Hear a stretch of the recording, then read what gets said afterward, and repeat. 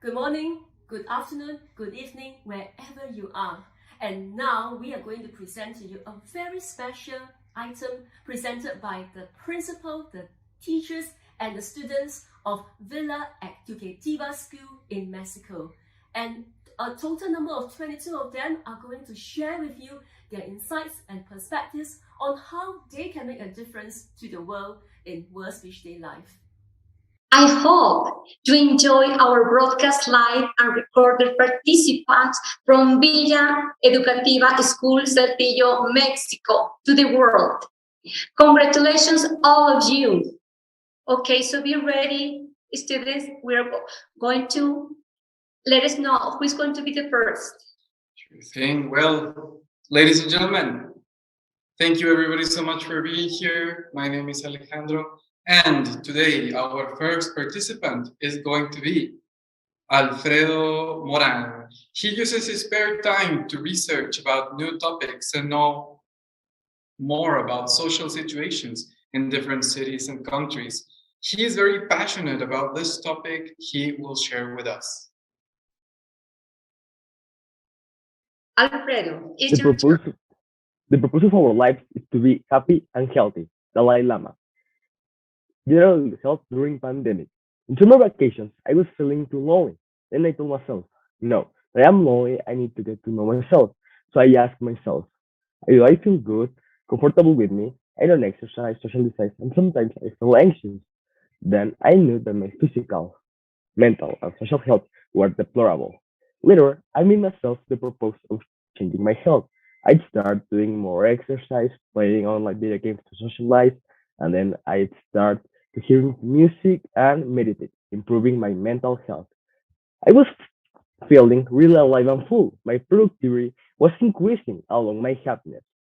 During pandemic, our social, mental, and physical health are severely damaged because here in home, it's too hard to have a good physical health because we don't have the space. It's hard for our mental health because we can just do limited things. And socializing is difficult because we can go out to meet new people just by apps, but these are not the same. Then we can make solutions. And one of them, it could be comparing your health before quarantine and your health now. Then you can make more solutions. Like in physical health, you can make the grocery. It's the best way because it's with our own body. And in our social health, we could chat or video chat with friends to feel more comfortable.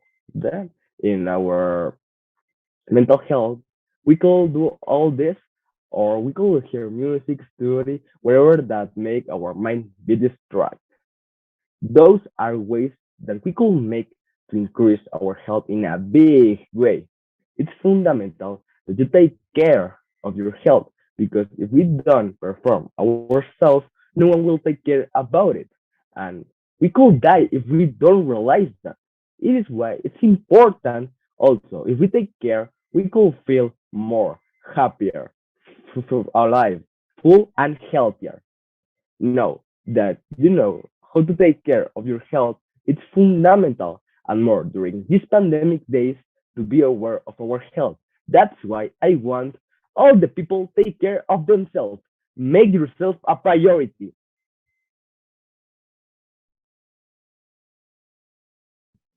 Thank you very much. Thanks, Alfredo.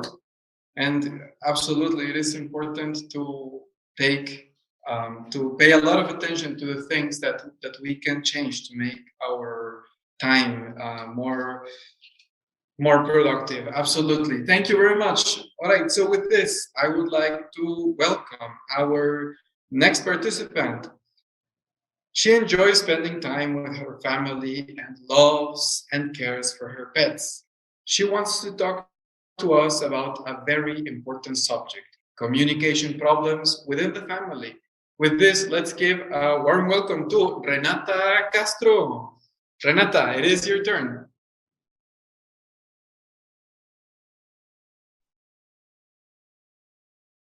The importance of good communication in the family life causes benefits that reach good established in the development of the relationships of its members.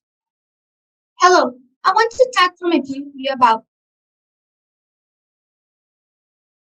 communication problems in the family and how they develop and are resolved. These problems are present in many homes and they have affected all the people who live in there, and they have to solve it day by day. But this is not easy, since with the quarantine, they have living more closely together. I have caused too much chaos in those places. There are different types of communication and many tools we can use. But what causes this lack of communication in families? One of the main problems of these behaviors is stressing parents. This, this tends to be very constant with the change of comfort zones in any person and ends up ruining other things. Family communication should be based on on truth and suspicion.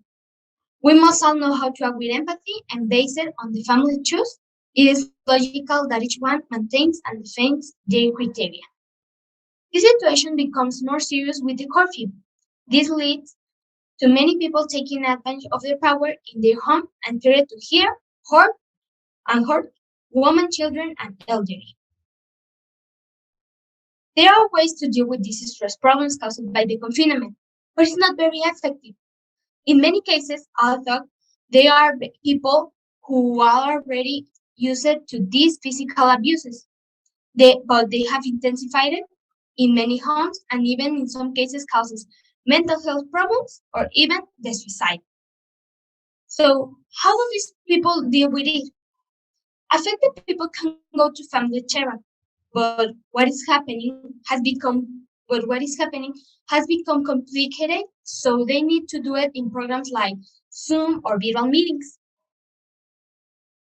And there's not the same emotional advance like in normal shades. One way to establish the environment at home is to try to understand the other people's problems and try to solve it without hurting anyone else. Then we ask ourselves this question: affect long term? This situation is not particular of these difficult moments, but it has intensified this year. With that, we know that it's not an easy problem to solve. In many cases, the family doesn't support the affected person and become a biggest problem. So, how to improve my family's communication? We need to be patient, listen to others, express ourselves, and respect. Those are the key words to improve your communication, not only with your parents, but also with your siblings. When there is communication in a family, certainly it can be affirmed that there is a companionship, a complicity, and an atmosphere of union and affection at home.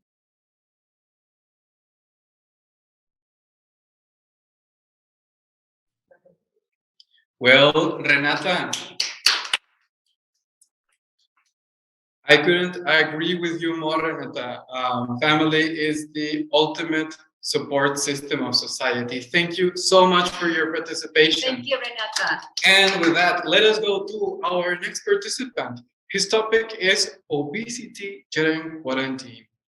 He's a student who likes to share his thoughts. He always has something to say, and this moment, I am sure it will be something that he will enjoy very much. And with this, let's give a warm welcome to Manuel Garcia.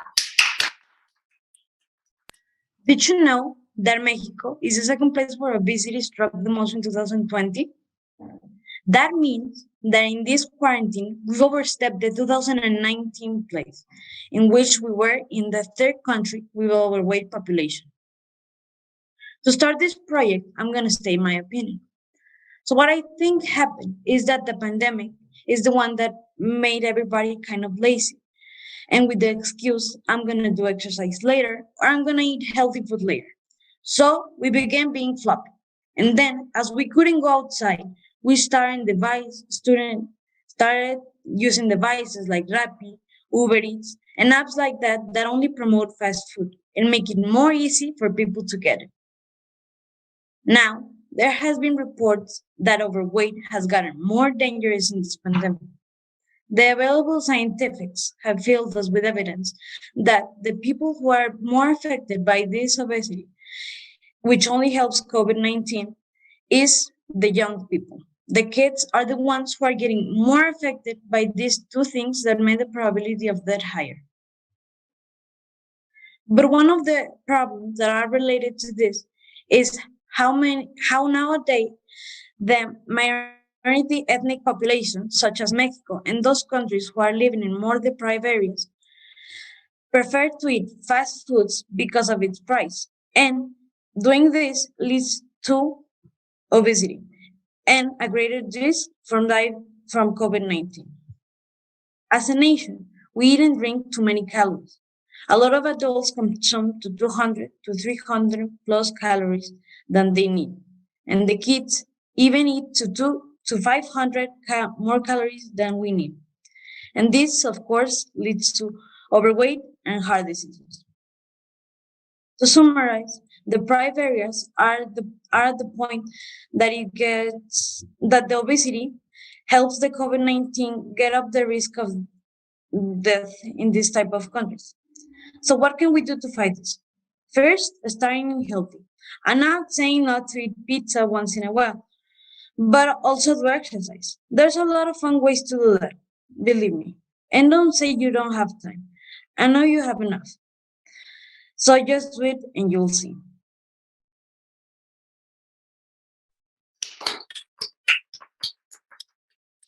Manuel, thank you so much. I want to thank you for the exhaustive research that you did on your topic. And yes, health is certainly everything in this life. Thank you very much. Thank you. And with that, let us proceed to our next participant. This is somebody who is going to talk to us about the importance of school and education during the pandemic. She is a very focused, collected, and self-driven young lady. Sophia knows how to share her calm kindness with her classmates. She makes her unstoppable thirst for knowledge into her driving force for thriving in life. And with this, let us welcome Sofia Herrera. Today, I'm going to talk about school. It is used in fullness because I think there are very important issues for everyone. My goal today is to encourage people to take advantage of their education in order to have a good future. Right now, it's difficult to go to school due to this pandemic, but that doesn't stop us from studying or looking for a solution. Some time ago, there was talk that we were going to back to school in September, but they didn't believe that the pandemic was going to last that long. But that is not the point now. Many students have online class because we're looking for a solution. Obviously, we have many tech issues that relate to the camera, the microphone, the internet, the lighting, and nonetheless, we continue studying. As so much time has passed, many schools return to face-to-face classes, and above all with many precautionary measures. There are very few people, only those who have a certain amount of resource, those who are making an effort not to lose the younger generation, but must don't have the economical or technological resource, such as computers, laptops, tablets, or cell phones to be able to carry out a distance education. The government has an urgency to return to school. They are in a desperate search not to lose this generation. Something that has also affected us is not being able to socialize because we can neither go to school nor extracurricular activities for our own good. Since what we have missed the most is making friends, talking, socializing, etc. This is something that has affected people, but as with everything, there is a solution, such as chatting or making phone calls or video calls. This is already a daily occurrence, but we must also not forget that the school is mainly for the studying. Classes have affected school performance. I cannot say in what percentage the pandemic has affected the educational system, but I do believe that it has affected a lot, because if there was already an educational deficit, in addition to a poor quality education, the pandemic has worsened this. Children no longer study at they don't seem to care, and parents worry less and less. And we need to work hard to make a change for the better. Thank you very Thank you, much. Sophia. Thank you, Sophia. And yes, I like how you focus not only on the educational aspect of school attendance, but also the social one. It's important to tackle both. Absolutely. And with this, let us make pace for our next participant. This is somebody who is going to talk to us about what we can do to get ahead. With a very balanced and grounded sense of humor for his age, Luis Hernandez, as well as a stoic spirit in the face of hardship, loves to shape his future with his own hands. And with this, let us give a warm welcome to Luis Hernandez.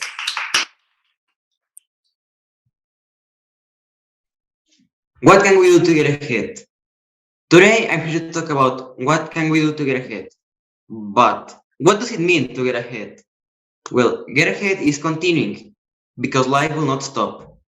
So we'll have to find ways to move on and solve our problems.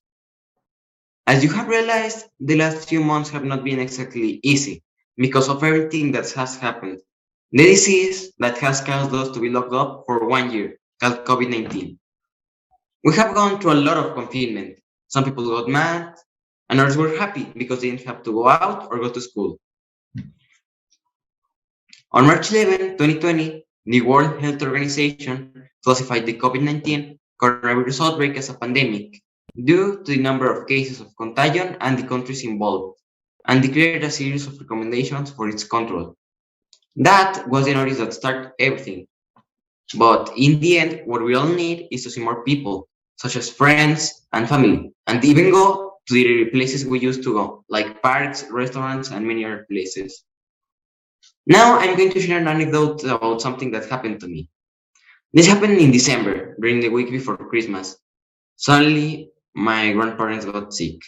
But just 1 day before Christmas, my other grandparent got sick also. But that was not all. My great grandmother got sick from the same thing, COVID-19. So we couldn't see my family, and I stayed alone with my parents and my sister. It's not that I didn't feel sad at all, because there are people who would like to have at least one person to be with. But it was different. Thankfully, my grandparents are okay now. It will not be easy, but luckily every day we're closer to the end of this situation. However, it will not happen magically. And how will you do it? You ask yourself. Quite simply, just don't live unless it's necessary, and if you go out, wear a mask and get your hands off them. Nothing new. We'll all have to contribute. Goodbye.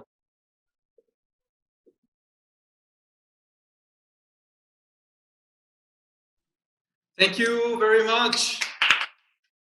Well done, Tico. Thank you so much for having shared such a personal experience with us.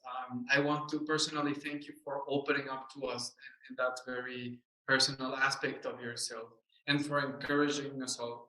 Thank you very much. All right. So with this, ladies and gentlemen, Let's continue with a girl that is going to speak about the relationship with nature. She's an excellent girl who enjoys the English language and is someone who likes to give her best always. So welcome to Fatima Garcia.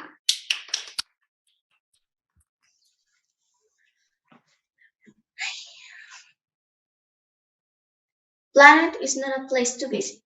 It is home. Strange but true. Have you ever heard that humans kill more sharks than sharks to humans? Sharks kill an average of 5 people per year. Meanwhile, humans kill about 100 million sharks per year. Why? Because they only kill for food or when they feel attacked, and we just for sport. So we cannot say we have a good relationship with nature. With the help of COVID-19 pandemic, people are rethinking their relationship with nature and considering the consequences to their own well-being and survival results from continuing biodiversity loss and the degradation of ecosystems. But the pandemic has also demonstrated that transformative changes are possible when they must be made.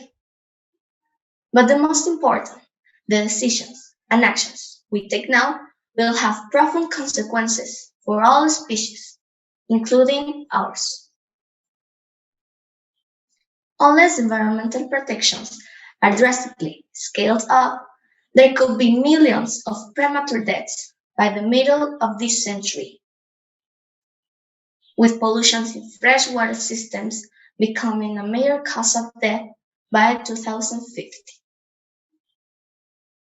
After all that I just said, we found a conclusion. Humanity thinks some species are dangerous without seeing us.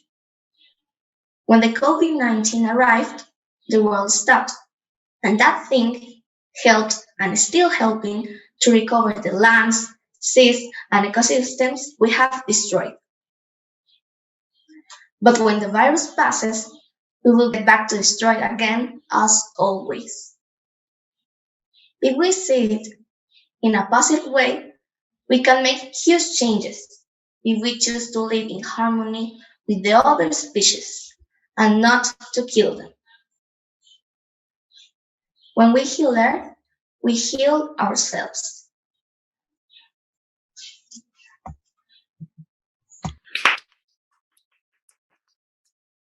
Thank you, Fatima. It is certainly vital to be constantly reminded to care for the environment. Thank you very much. Now, let's continue with that young man. Yes, he is always he's a very enthusiastic student. He loves Beatles songs because he shares these feelings with his grandfather. He's always willing to participate in our events, and today was certainly not the exception. His topic is Heroes with Us. Let's welcome Andres Chavez. In fiction, they are heroes, and in comics, but in the real life, they are real superheroes. Yeah, real superheroes. But they are not fighting against crime or maybe big villains like Thanos or Darkseid. No, they are fighting against a big enemy, the COVID-19. And who are these heroes? Who are these powerful men that are given the life? Well, they are the doctors. Yeah, the doctors are the real superheroes at these times. That's why, but maybe I will ask you something. Why? Why a superhero? He doesn't have powers. He doesn't fly like Superman. He doesn't, well, he doesn't fly like Batman or have super straight like Hulk. But no. But they are giving their life to save the other ones. And only with that, they are superheroes. Yeah. Giving the life to save others is why a superhero is one. Only to keep the thinking about all these people that they will save, and maybe they don't will see his family, maybe they will not sleep anymore, or maybe they will suffer a lot. But they only do this because they love the people and love the life. That's why they are superheroes. And we can help them. All the superheroes need help. They cannot be fighting alone. But what we can do to save these superheroes? Well, staying in our home. Staying in their home is a simple thing that we can do, but it can do a big change in this pandemic. Yeah, it's good to stay in our home and staying safe about the COVID-19. And we cannot give any powers to that COVID, and the doctors will save one more time the people. They are superheroes. They are the most stronger ones, and not just like the Avengers. That's why at these times, or superheroes, or Avengers, or Justice League are the doctors. And we need to give a big thanks to all the sacrifices that they are doing.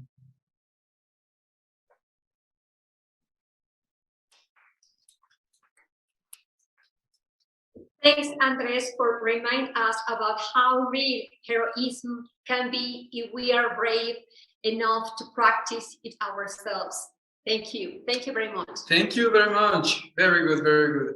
So next we are going to listen about the new life under a deadly virus. Mia Mancillas is a very energetic, attentive, refreshing girl.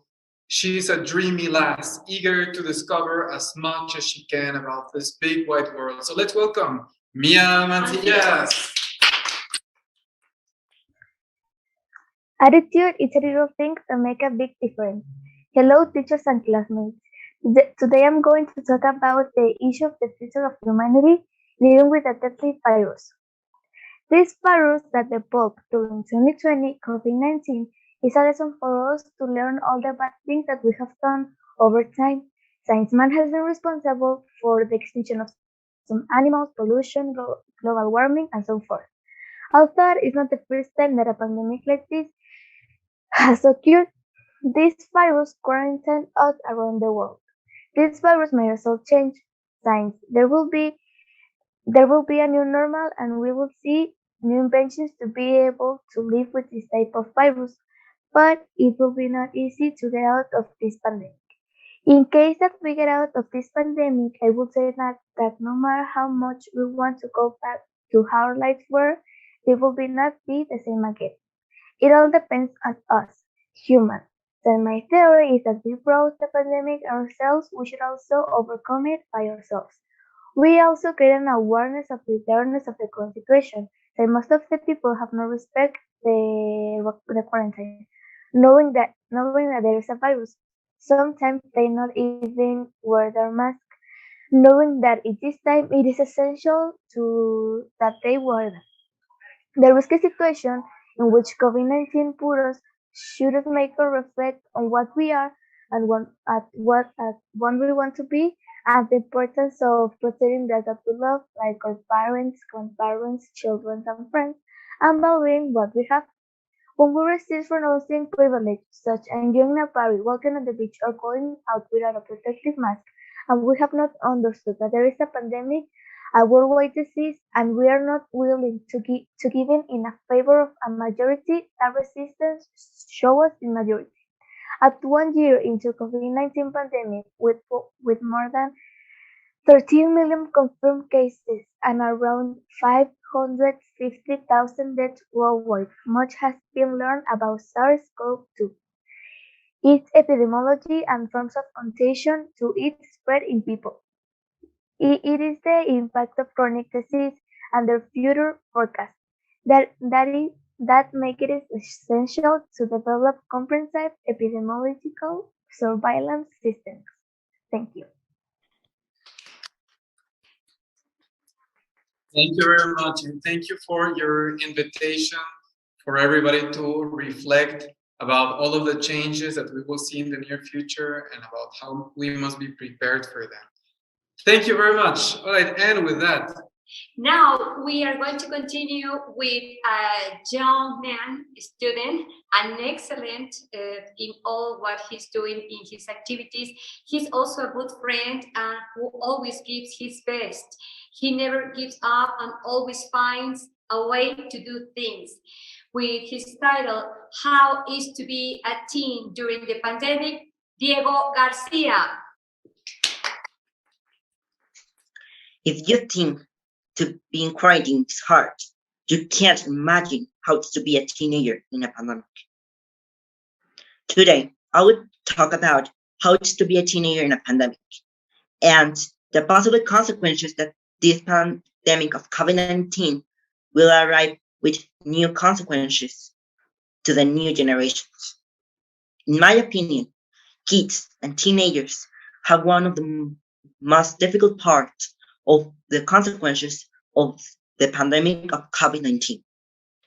They suffer many consequences like social, emotional, and physiological consequences, and a rapid change of a daily routine. There are many changes that happen during this pandemic. For example, how we learn today. Before the pandemic, we can go to a classroom, sitting on a desk and paying attention to the teacher that was in front of the class and giving their lesson. And then in the recess, we can go to socialize with another classmates. But now, the only thing that we can do is to pay attention to a screen.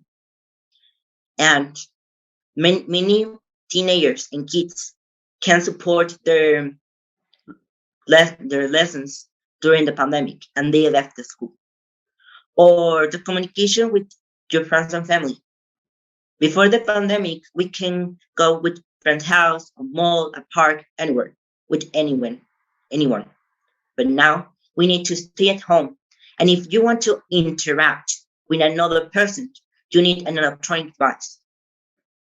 In fact, the use of electronic device increased at 73% only in 2020. And one of the most important topics is emotional crisis and a mental illness. In this period of life, everyone have an emotional crisis, but the new generations have more stress and are more likely to have a mental illness like anxiety, depression, or a mental eating disorder. But not only that, they're likely to have skin problems, difficult to sleep, etc. What I can do to support emotional crisis in a point of view of a parent and a teenager. If you're a parent, please be there, talk, and more important, listen. Your kids and teenagers want to express themselves, but if you don't be there, they can't do it. And don't make fun of their problems because they will break the trust that you have with them. Or if you are a teenager, first relax. And if you and only you want to talk with any adult, your dad, your mom, your aunt, your grandparents, go with it. But if you don't do it. If go by your time. And remember, you're not alone. You can do many activities that to minus the stress. For example, reading. That actually it's my favorite one when I feel stressed. Or paint. Or you can make exercise like yoga. But don't be realistic. Don't do 45 minutes of exercise when you never do exercise in your life. It's to relax you, not to faint you. It's good to do new things, but don't do things that you don't want. In conclusion, this is a bad time, and we all agree.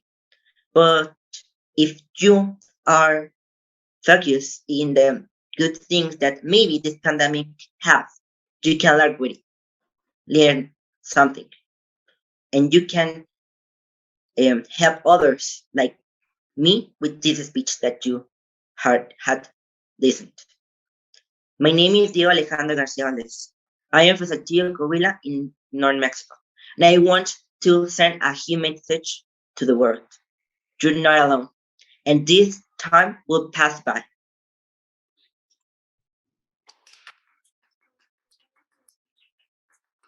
Thank you very much, Diego. And yes, it is very good as grown-ups, as adults, to be reminded about the hardships that teenagers and young people go through. This is exactly what our event is for, so it is exactly what we expect. Thank you for your topic and your participation. Thank you. And our next participant, she's a warm girl, giving a hand other whenever it's necessary. Even when situations seem to be difficult, she's always working hard and never gives up. With the title, People Who Disobey the Rules in the Pandemic, Alejandra Rosales. I'm a student from Educativa de Saltillo who will talk to all those people who are being part of the problem in this COVID-19 pandemic. Since March of 2020, we entered a new world caused by the virus COVID-19, and since that month, the life of everyone have changed and become more difficult. We started to have new distinct problems like economic, or we got sadder because we miss seeing people, or in the worst cases, we have lost to those loved ones of our lives. So I know sometimes we want to go out maybe for being with that person one more time or to get distracted for only a moment. But we really need to stop doing that. It's so risky. At first, I want to thanks to all the people that thinks for the world and stay home, who wears the mask and wash their hands every day when returning from work or shopping, because they are being part of the solution. They are like small heroes.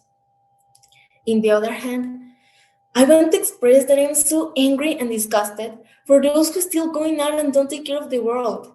Because of them, a lot of lives are being ruined.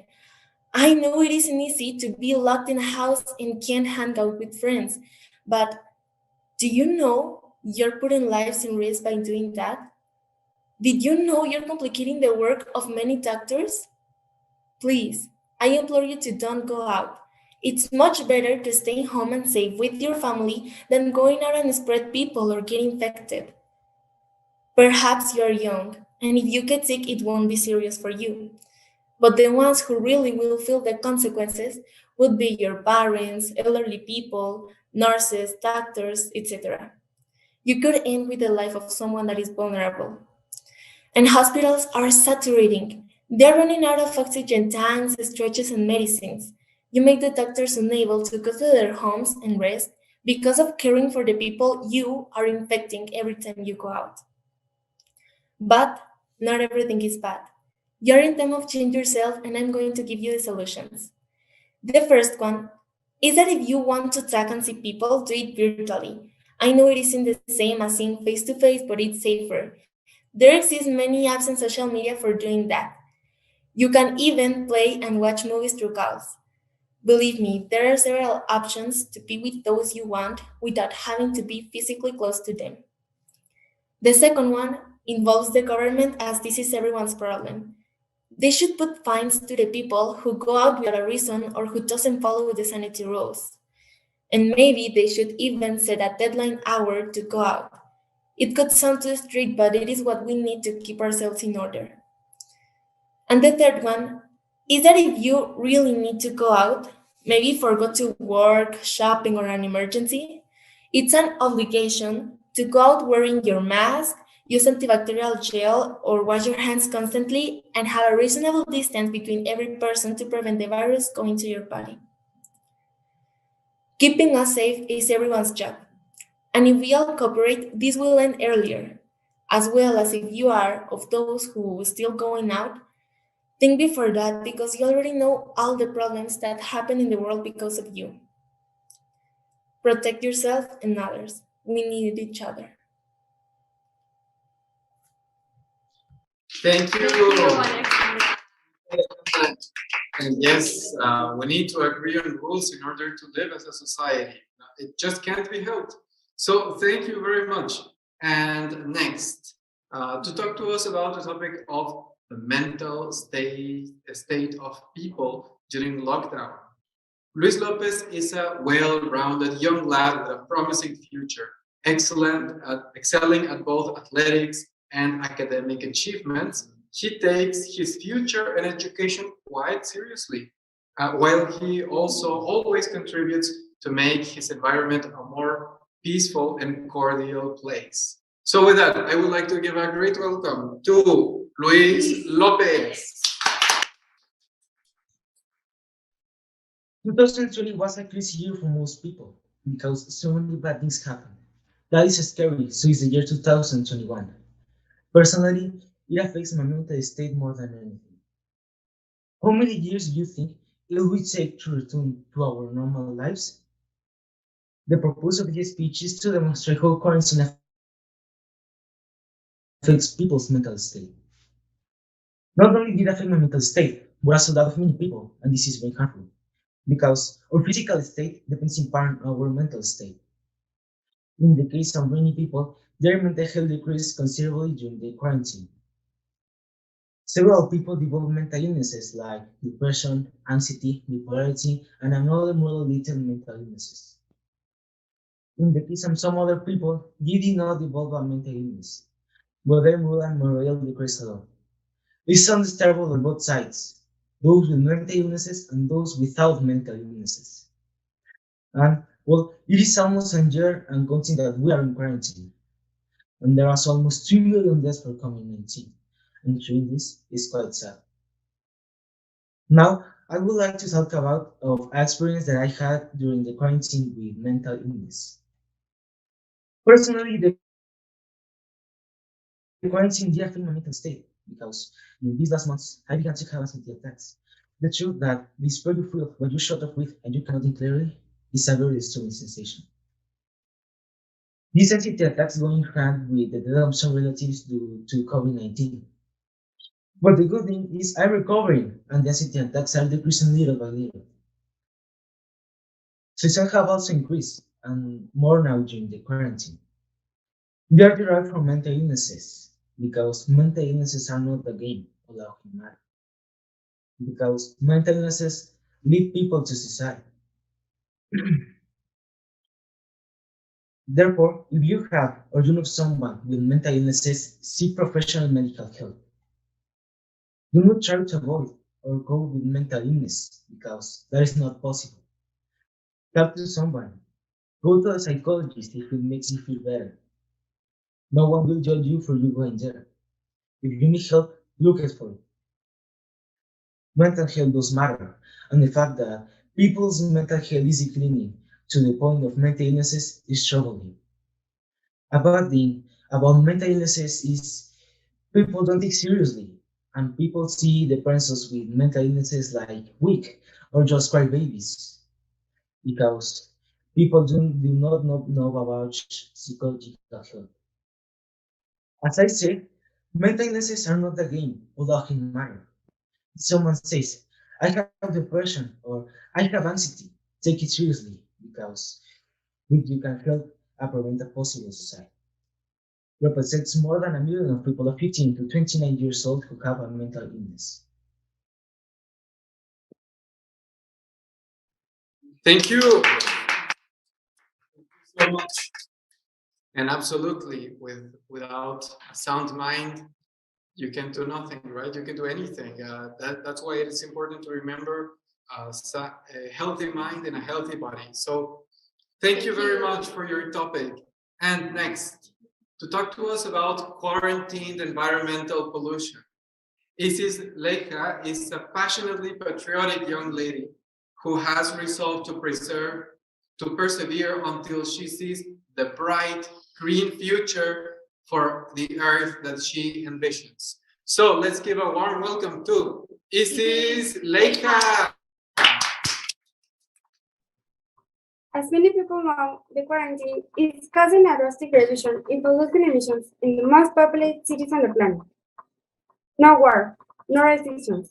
No other pandemic has caused such a dramatic impact on CO2 emissions over the last century as COVID-19 has achieved in just a few months.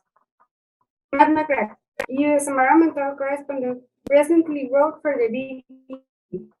Hello, my name is Isis, and today I'm going to tell you about the environmental pollution during the quarantine.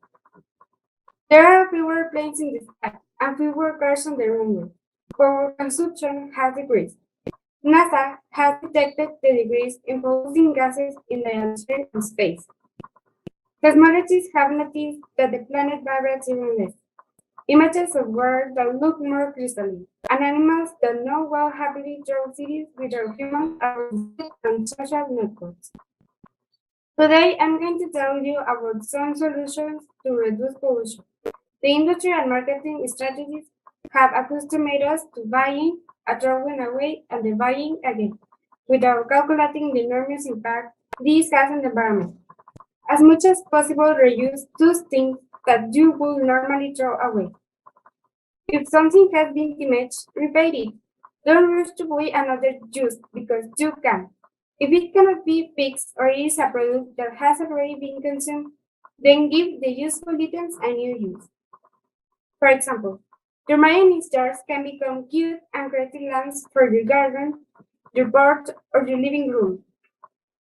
One way to reduce environmental pollution is to help in the recycling process.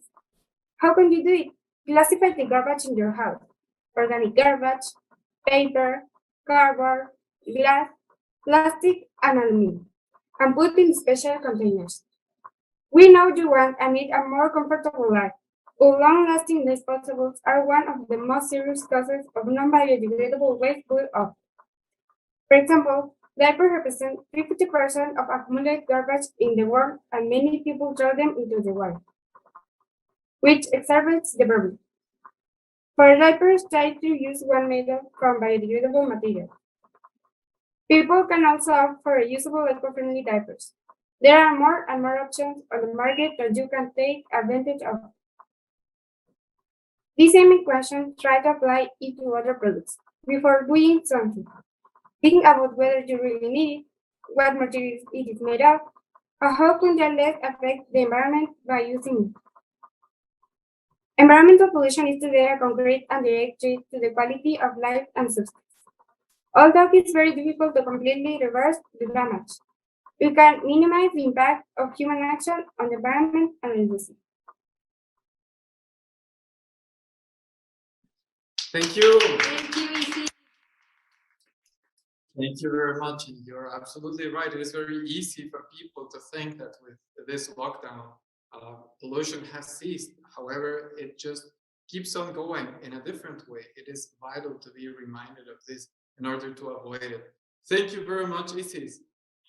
Now, our next participant is a very capable student with a flair for words and a lot of share. With a title, The Fall of the Economic During the 2020 Pandemic. Welcome to Diego Guerrero. What happened to the world in 2020? And what happened to the economy during this pandemic? Sadly, in this pandemic, a lot of problems happened, including problems in the economy. A lot of local markets around the world sadly closed down because they had no clients. As a personal experience, I was going to buy my new PC, but there was a problem that really happened around the world. This was the zero stock. I was going to buy the parts of my PC, but when I checked on almost all Mexico websites, there was no stock of parts like graphics cards or processors. This was my personal experience. But what happened in the USA? Well, in Texas, all the supermarkets had anything. They had no food, no water, no health supplies, and when I mean anything, I'm really meaning anything. People were thinking they were going to an apocalypse. Thank God we're safe and sound. The bad part of this is that people bought almost everything in supermarkets. So the people who really needed food or water were affected by this. Nowadays, this is solution. But this was a problem in 2020. Another point that affected the economy was the salary reduction. Parents around the world, including my parents, had their salary reduced by 60% or more. This was a problem when you were going to buy food or water. Fortunately, my parents and I thought about the savings we had. And thank God we're safe and healthy. As a recommendation to help people and the economy, I recommend buying and consuming local products of your city. This can help the economy in your city or in your state to grow on all points.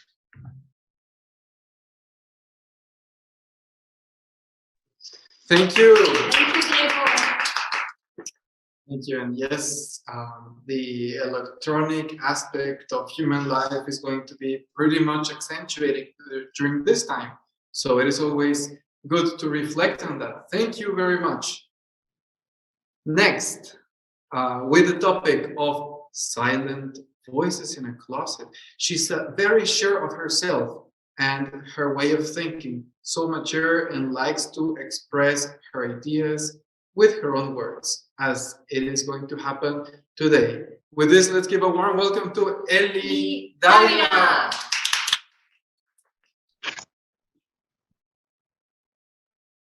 What right do you have to take our freedom? Exactly. You don't have one. So tell me, how many times have you organized or went to a party this quarantine? You don't have to lie. We are all selfish. but some people can control it. And I know you must be all sick and tired of only listening about the pandemic. But I came here to talk about a reality. So I hope you're ready. Adults. Adults have to make long lines in the supermarkets. They can go to work and they can have parties. Kids, on the other hand, sometimes they don't understand their classes, they haven't got an idea, and they can't see their friends. We both have it bad, right? Well, apparently not. Adults have it worse. Adults will always be right, and kids won't. It's almost ironic, you know? It's like that popular Mexican phrase, you don't know what you have until you lose it. Ask every adult that lost their job last year if they miss it. Then ask every kid that can't even go to the park if they miss their freedom. The answer is yes, obviously. But what happens next? Is their choice to not go out?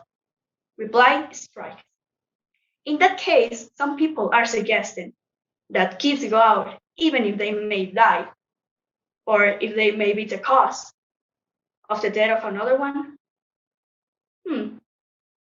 Today I'm here after listening that one of my friends is going back to school because her mother said, and I quote, she is bored. And kids are supposed to be the stupid ones. Give me a break. Kids are not stupid, and that's something that needs to be said. If you give them information and explain the situation, they can also realize what's happening, and they should be there. They should have a voice in those important matters that will change their lives forever. At first, I wasn't sure if I was going to give this speech. I didn't want all those selfish people to listen to it. But at the end, I decided to do it. I decided to do it for those that their voices aren't heard. For all of those silent voices in a closet. I am losing my young years, and I am not the only one. I am not losing them because I'm young or dumb. I am losing them because I care. I care about my friends, my family, and all those people who miss to go out. And I refuse. I refuse to believe that because I am young, I am dumb. I refuse to believe adults will always be right. And I refuse to fix something again, like the global warming, because you didn't care. I am losing my young years because I have not finished expressing myself. My name is Eliana Alfaro. I am 13 years old, and I study in Villa Educativa de Saltillo, Mexico. I am a kid. That means I'm dumb. So I probably just wasted some minutes of my life talking to you, spoken nonsense. Or did I? If somehow my words made a little sense to you, I ask you to listen, but not to me. Listen to your kids, because they deserve it.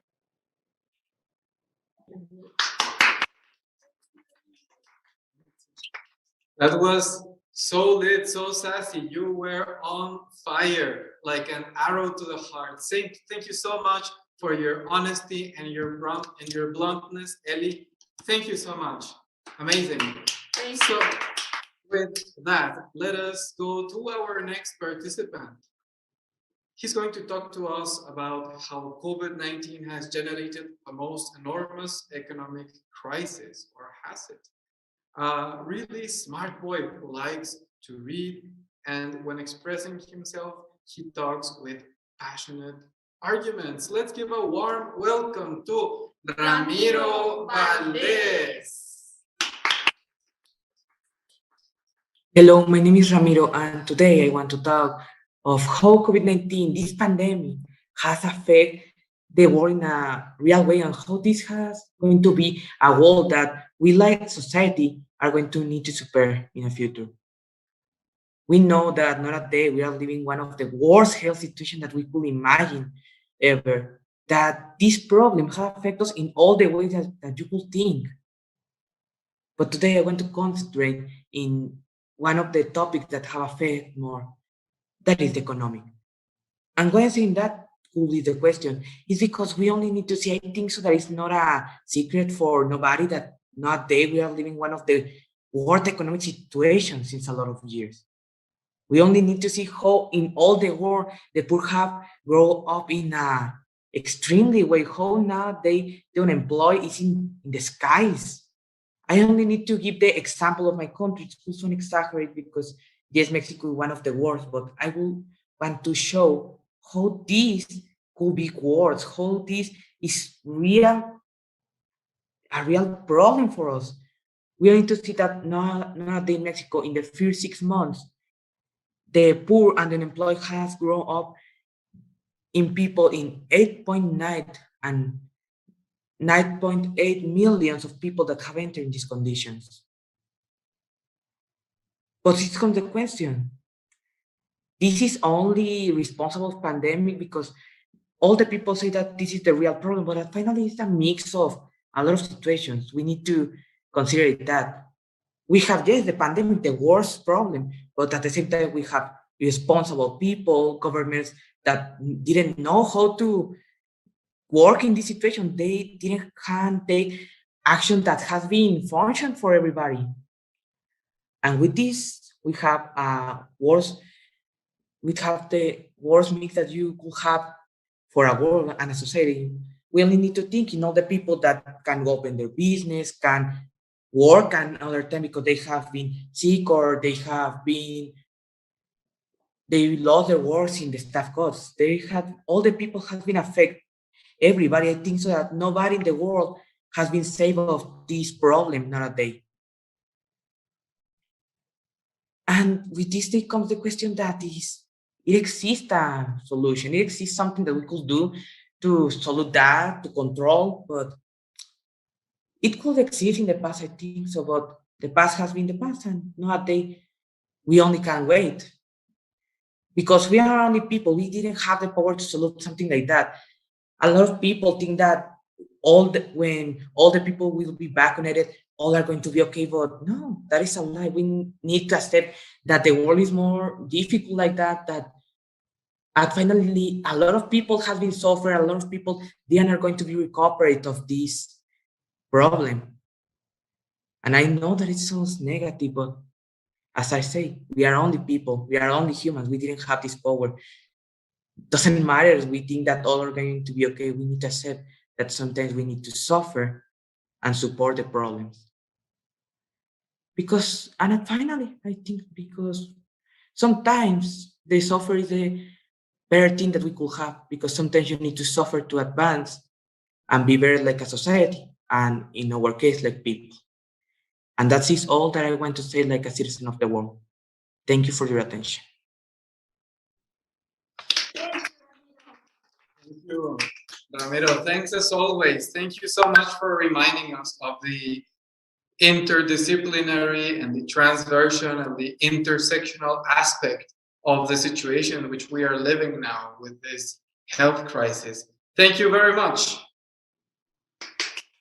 Now, our next participant, she studies the first grade of secondary, is really attentive of her classmates' needs and loves to help every time there is a chance. With the title of the speech, How the Pandemic Has Helped the Environment, Maureen Elias, welcome.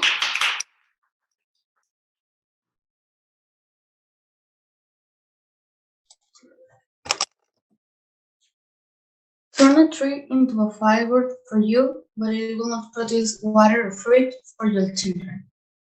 Hello, my name is Marina Elias, and today I'm going to talk to you about how the pandemic has helped the environment. There is clear water in the Venice canals, blue skies over Delhi, and wild animals are remaining boldly in lockdown cities. The oil industry and airlines are floundering in this new world, and carbon emissions are falling fast. But there are also mountains of food waste going to waste that our supply chains aren't set up to deal with. And what is more, the radical changes that to the daily life that we were seeing that now we're not. Thankfully, going to be permanent. History tells us that when emissions have fallen sharply in the past, as they do after recessions, there is often a rocketing that wipes any short-term cut out in emissions. The positive effect of the lockdown is to decrease the carbon dioxide emissions by the minus 17%. That is equal to the minus 11 to minus 25%. By the 7th of April of 2020, with respect to mean the level emissions in 2019, Air Quality Index, the AQA, is the estimate of the air quality that is lower the AQI value that is better to the air. So the pandemic has separated us from our loved ones. It has prevented us from going to many places as a family or with friends. And for us, the people, the humans, is a bad point of the pandemic. But let's put it aside and think about the animals and the plants that are out there, the environment. Let's go back in the time to the first month of the pandemic, where not many people were going out to parties or to work. That time was the nature was able to regenerate and be a little bit like before when there was not so much pollution. So I invite you to stop polluting what is not necessary to be in a pandemic to take care of the environment. If I knew that the world will end tomorrow, I still today plant a tree. Thank you. Thank you, Martin. Thank you, Myrin. And I am very glad to see how this young generation is constantly reminding us about all of the technological developments that will take place in the near future. We're very excited to see how you are willing to be a part of this change. All right, so our next participant is an excellent student with a promising future and a lot of talent, always giving the best of him, with the title Mental and Emotional Illness Due to Quarantine. Let's welcome to Edgar Garcia. No matter what the situation is, don't let your emotions dominate your intelligence. The world has found many cases of mental and emotional illness, such as Eduardo's one, that for so long that he was at home began to suffer of depression, starting with a slight headache until thinking about suicide. Do you know that each year near about 800,000 people commit suicide, and suicide is the second leading cause of disability in 2021? Now, have you suffered from depression, anxiety, stress, or other emotional illness? No, or you haven't noticed.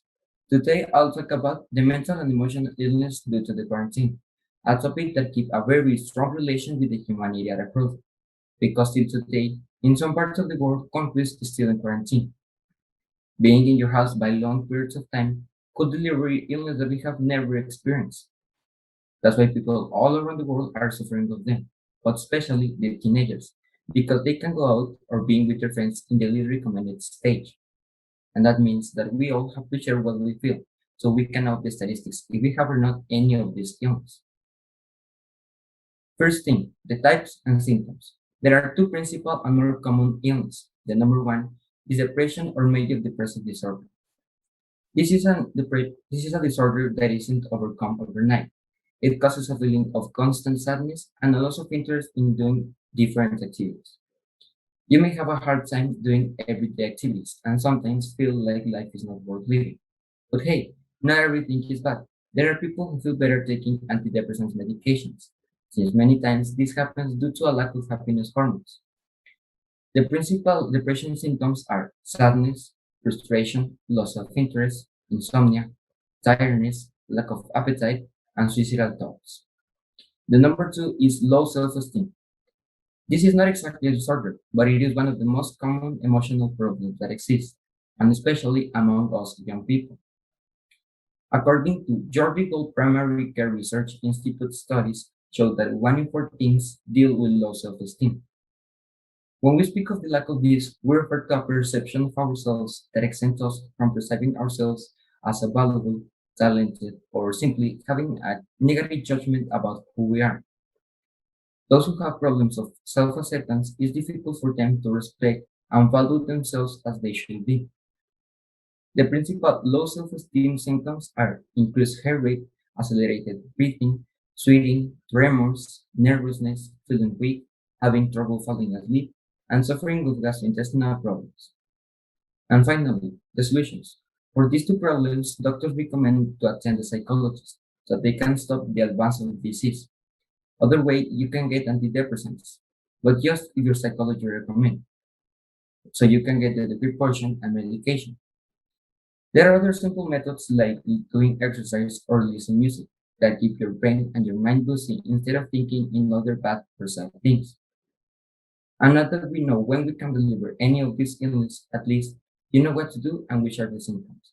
And before the depression converts into the second cause of disability in 2021, let's make an effort and prevent illness. Take care. Ahí está. Thank you. Thank you very much, Diego, and everybody who is. Edgar. Sorry. Thank you very much, Edgar. And all of the people who are reminding us about the importance of maintaining a sound mental health. I am glad that it's not only one person, but that multiple people agree that this is the basis of even our physical health. Thank you very much. And let's continue now with a student who is going to talk to us about how is technology affecting and helping us. She loves to dance. At the same time, she also enjoys being a good and responsible student who is always trying to do her best. With this, let's give a warm welcome to Mariana Carrillo. It's not fading technology, it's fading people. Steve Jobs. Hello, I'm a student from Villa Educativa Saltillo, from Saltillo, Coahuila, Mexico. As our citizen, today I want to talk about the technology, how it's helping and affecting us, and also about the situation that we have faced with COVID-19. COVID-19 pandemic is changing how we live our life. Some of us sad, some of us have adapted and gotten stronger to be able to confront anything. Think about it. What you have faced and learned from this. In my case, I learned that then after storm comes the sun. What do I mean by this? Is that in your life always are going to be bad times, but then it will fix it and will be good days. I know that is not an easy situation. Was a year with a lot of anxiety, depression, stress, and having a lot of problems. The most of the person have to stay in their house because quarantine. Some of us was infected of this virus. Some of the person lost family. I lost family too, and I know that this situation is not easy. The most of us have to adapt it to taking classes online. To someone it become easy or difficult that situation.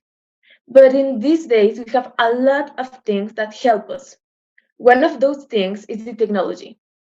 The technology is having a great impact in our society because now the most of us depends on it for work, for classes, meeting, or for only talk with someone, a family or friend. Well, the technology is affecting us negatively. Experts have found that in addition to making our life more convenient, but there's a negative side to technology. It can be addicting and it can hurt our communication skills.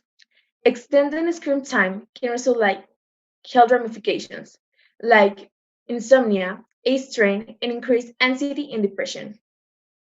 Social media and mobile devices may lead to psychological and physical issues, such as I said, eye strain and difficulty focusing on important tasks. They may also contribute to more serious health conditions. The overuse of technology may have more significant impact on developing children and teenagers. These are the cons of the technology. Now I will tell the pros.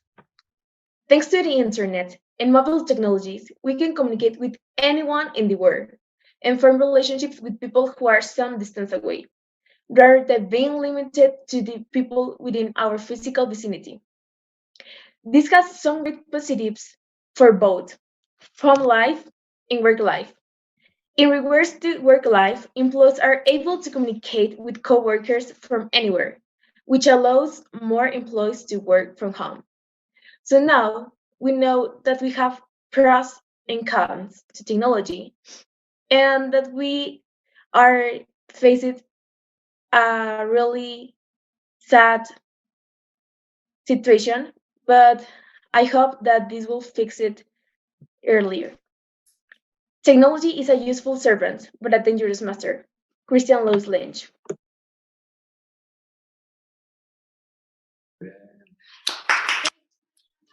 Thank you very much, Mariana Carrillo. Yes, and I thank you for such a formal and elegant delivery of such vital information during these pressing times. With that, we now go to our segment in which we present the speeches that are going to be given by the teachers of our school. The first one today, best of both worlds, Carmen Daran combines the knowledge acquired from her life experience in Mexico City and her experience in the northern region. She always knows how to spice her pedagogy with a refreshing and healthy dose of pop culture. And her topic is how astonishing it was to become a great mother, grandmother during the pandemic. With this, let's give a warm welcome to Ms. Carmen Daran. A tiny bit of heaven sent from above, a sweet little miracle to treasure and love. Have you ever thought on how the pregnant women are feeling or living since COVID outbreak? Let me tell you that they are not living uncertainty on how well their children are going to come to this world. They are afraid to get infected even when they are in the hospital. I'm going to talk to you about the differences in the way of living the pregnant women were living in before the COVID and during COVID-19. Before COVID-19, pregnant women used to go to the gynecologist with more than a person. Nowadays, only one person is allowed. They used to go to the stores to feel the softness of a cloth, the smoothness of a toy, or to watch carefully the characteristics of a crib. Nowadays, shopping online is the only thing they can do to be healthy. They also can have parties that we call in Mexico baby shower, where people used to express their best wishes and to make them feel happy, have fun, and relax. Nowadays, no contact is recommended. When the baby was born, one person can be there, just close to them in the operating room to encourage them. Nowadays, only physicians are there. In the past, with no pandemic time, the room of the mom in the hospital were like a party, receiving people going in and out, willing to hug the baby. Nowadays, only one person can be in the room because they are afraid of getting infected. Later, when the baby was at home, they were receiving mommy's friends or relatives. Nowadays, Zoom is the closest thing to the outdoors. Maybe you are wondering, why did I say that it was astonishing for me to become a grandmother, excuse me. Let me tell you that 7 months ago, my daughter, Kareri, was a brand new mother, but wrongly, she was given a positive COVID-19 and she was taken into the COVID area. Even when I insisted to the gynecologist that it was a really big mistake, he was afraid. He did not manage about this because this is at the early, we may say in August, and he stood on what the COVID doctor said. A positive COVID is a positive COVID. So my daughter went to the COVID area and her baby was taken away from her. No one was taking care of Kareri and her womb because it was a cesarean surgery. and took longer to be healed. Why? Because she was only monitored from out of the door. And she was not the chance to have her baby with her, so she didn't feed him as she was planning. The worst thing is the emotional damage that Kareli had during those days. She was there alone, isolated, with no help. Even if she needs to sit down or stand up, no one was close to her because they thought she was infected. Finally, the pediatrician, who was well prepared and skilled on this matter, convinced the doctors in the hospital that they were not infected because Leilani, my granddaughter, had 2 PCR tests and blood tests also, and the results were negative. And my daughter, even staying in the hospital, fortunately, she had no symptoms at all, and no one in my family either. So they decided to take Kareli and her daughter out of the hospital as in the day that it was planned to. And the bill for the hospital increased a lot. But now those days are left behind, and I am really happy with my daughter because I know that she's the bravest mother that Leilani may have. She never gave up in the hospital, and she didn't authorize any COVID medicine. So she stand very sure and positive, and nowadays they are together. When they left the hospital, they were taken by the back door, if we may say, where the COVID patients were going now. And maybe you are thinking, why am I saying these things? Because living in this pandemic for pregnant women is really difficult. So I just want you to please keep in mind that you may need to be close to them. Please give them a call, not only messaging. You have Zoom to have digital calls. Let them know that you are there. Let them know that you are willing to meet their babies because they still feel alone and they still feel afraid.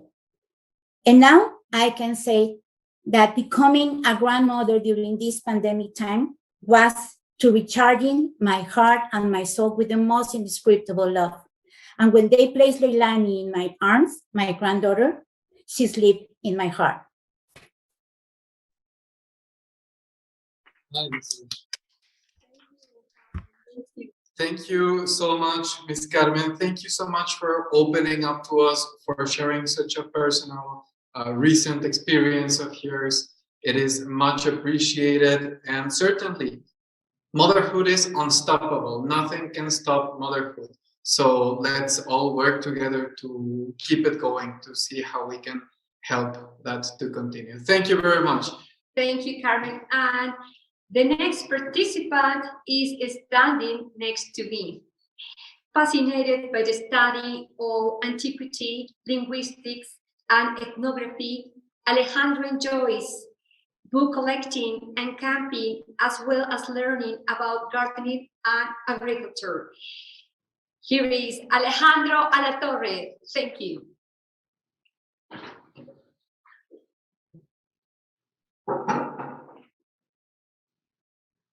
What are viruses? What are pathogens? What are exosomes? How do we distinguish viruses from exosomes? Are all viruses pathogenic, or are some of them benign or not harmful at all? To people who study these things, virologists, epidemiologists, microbiologists, all of the ologists, the academics, the specialists, the scholars, do all of them agree on exactly what is the definition of a virus? How do we distinguish it? Do they agree on what constitutes a kind of virus? Are viruses classified into species the way living beings are, or are they classified in some other way? do specialists agree on how they are classified? More importantly, will the PCA or principal component analysis establishing that COVID is indeed a different kind of coronavirus, different from the ones previously known, eventually be made to the public? Will the genome of this virus be sequenced and shown to people? I wonder all of these things, ladies and gentlemen. I also wonder if it is morally valid to pressure people within a very short period of time to inoculate themselves with an engineered deadly virus, even if found in a debilitated state. Ladies and gentlemen, my name is Alejandro Latorre, and today I would like to talk about certain important questions regarding the current situation, which I think cannot be left unanswered. Is it a good idea to outsource the deliberation that allows us to answer all of these questions to politicians? Are politicians ready to tell us all of this scientific information? Even more, what are the roles of the state? What are the responsibilities? What is the purpose of the state for existence? What is its raison d'etre? All of these things need to be established. And the fact that they have become questions shows us that our society has come to a point where there is so much heterogeneity, where there is so little agreement on such basic things that we need to outsource conciliation to the state. How many people are there in our society who can really answer all of these questions? It seems to me like we're getting to a point where politicians, when they fail, they blame each other. But at a certain point, they say, you know what, we're not going to blame each other anymore. Let's just blame the average citizen. If we can blame people for leaving their houses, or for living their lives, or for exerting their freedom, if we can take those things and attribute to them the current healthcare crisis, then it would be very convenient for those people. However, it is necessary to keep a well-collected and composed mind when making all of these decisions. Truth is that in most countries, we have primary, secondary education, and also high school. And the purpose of this is to endow the citizen with the necessary knowledge to make decisions regarding what goes on in politics, so that he can be informed enough to elect a representative. However, what happens when the information necessary to make these decisions gets too technical and too scientific? I think that a mind that is prone to losing itself to passions and panic is also very prone to finding him or herself in the same situation as Henny Penny. Yes, Henny Penny. Remember that movie, Chicken Little? There was a big drama because the animals thought that the sky was falling down, but it was only starting to rain. When they found this out, a whole pandemonium had already taken place. So what is important to do now? We need to slow down, to think before we act. We need to avoid panic. We need to take our time, and we need to avoid being taken advantage of. It is important for us to always remember, when it comes to wicked people in power, they thrive on pandemonium and panic. Let's not allow this to happen by having a composed mind. Let us always keep composure. Thank you very much. Thank you, Mr. Alex. Thank you very much. Thanks for bringing up the scientific minutiae that we must not lose sight of during this lockdown.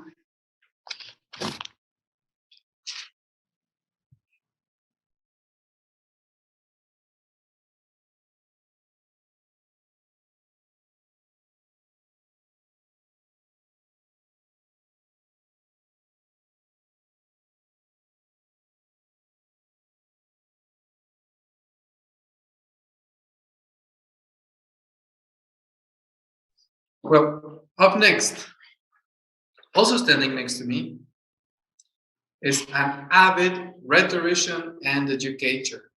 Patricia Vargas Lugo celebrates life every day by accompanying and guiding her students and always finding new ways to share her enthusiasm with her co-workers and family. She's going to talk to us about changing your thoughts and changing your life.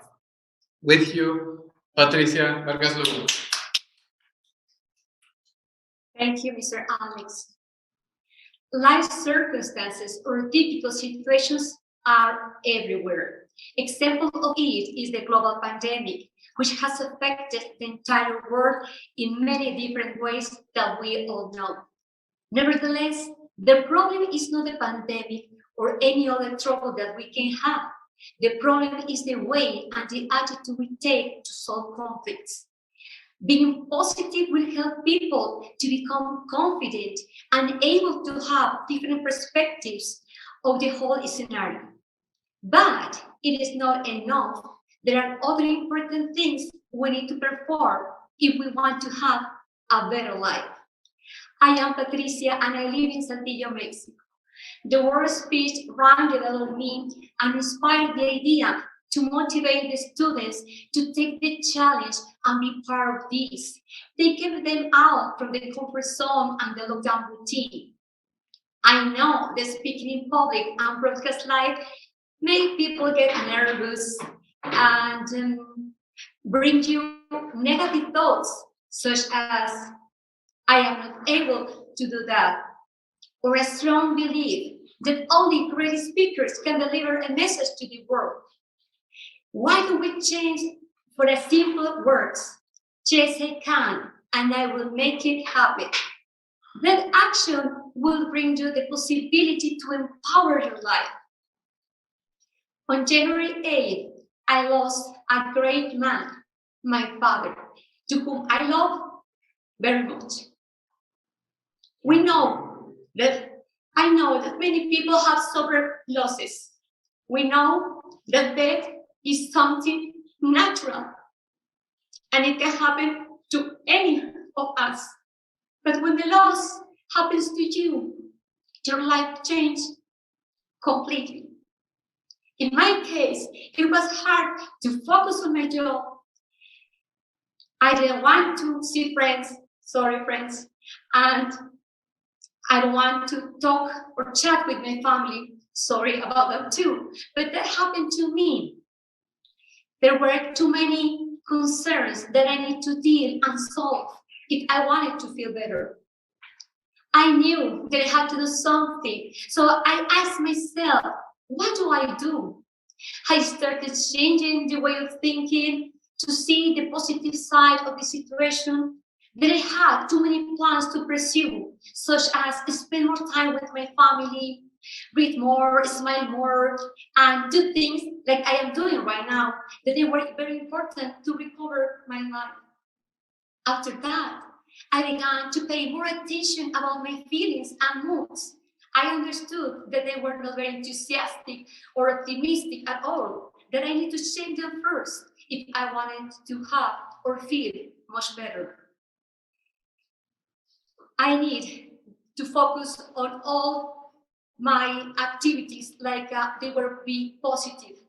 Also to enjoy the beautiful moments that we have, like this moment, with more patience, love, and care.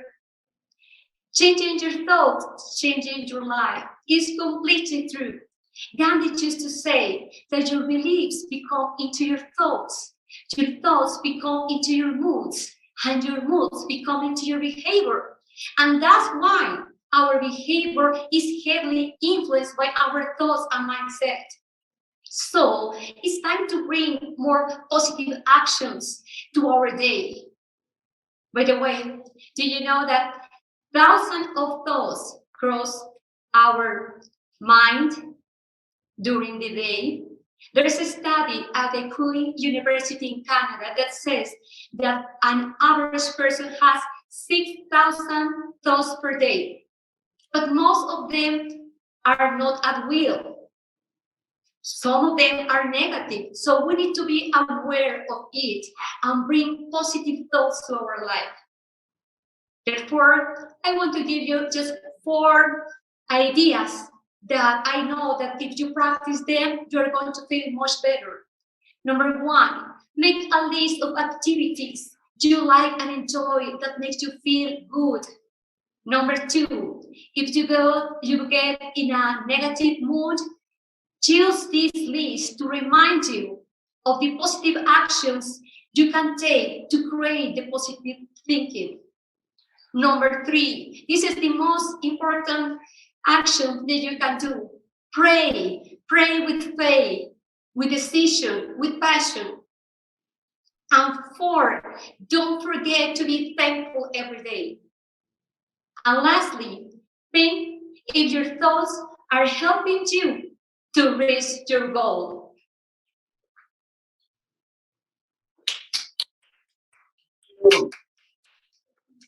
Thank you so much, Ms. Patty, for sharing that very personal anecdote of yours. Ladies and gentlemen, I am told that we are short on time, so let's allow our next participant. She's going to talk to us about teachers at Crossroads. I would just really want to say this about her. She's highly resilient and steadfast.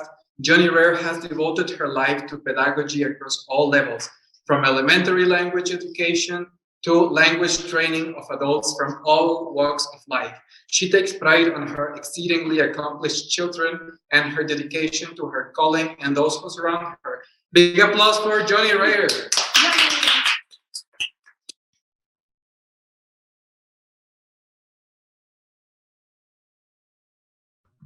Hello, I am a teacher here at Villa Educativa in Saltillo, Coahuila. I have the pleasure of teaching secondary and primary here. But why am I here? We as teachers are at a great crossroad. We never thought we would have to change our ways of speaking or talking or teaching to our children until COVID. Teaching is hard enough in person. But being confined in this room for 365 days and trying to give the best teaching that we can give is almost impossible. I said almost. Teaching is hard enough.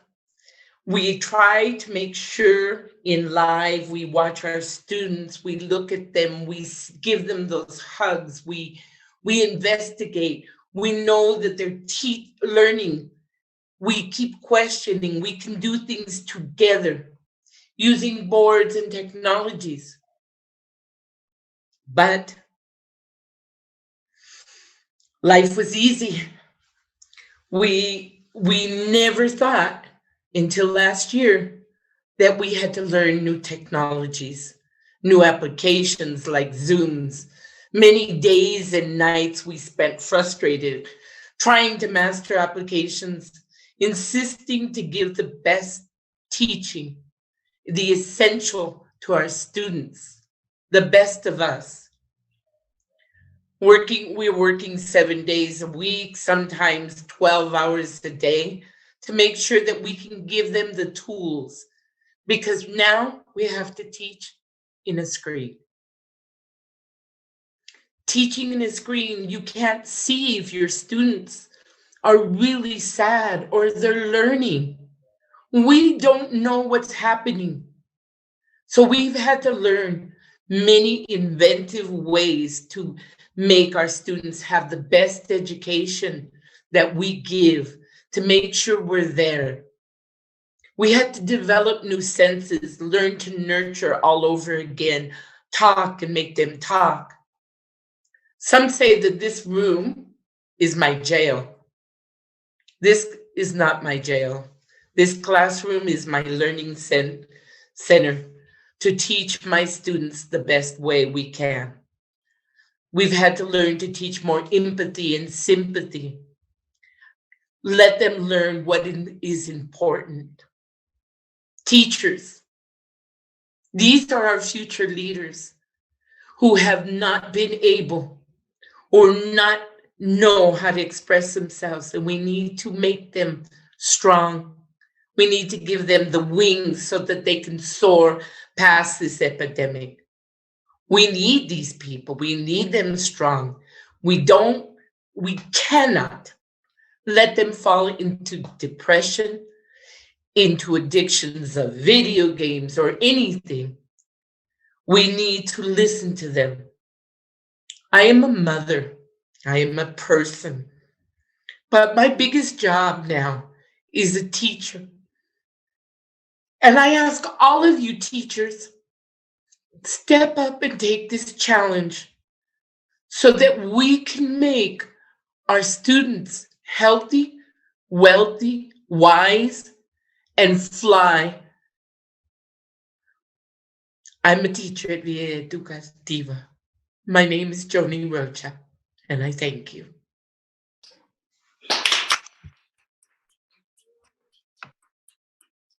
Thank you so much, Johnny, for your kind and warm words of encouragement.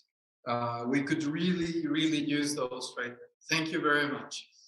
Next, well, we have come to the end of our event today.